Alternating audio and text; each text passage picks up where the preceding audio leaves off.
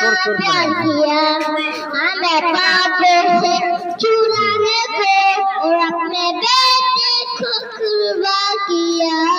प्यारे पिता तूने हमसे इतना प्यार किया हमें पापों से छुड़ाने को और अपने बेटे को कुर्बान किया।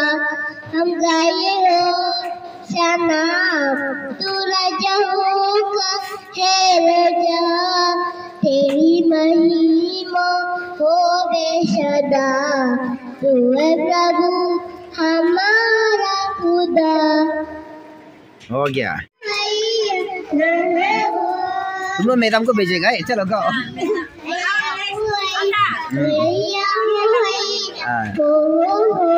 रिकॉर्ड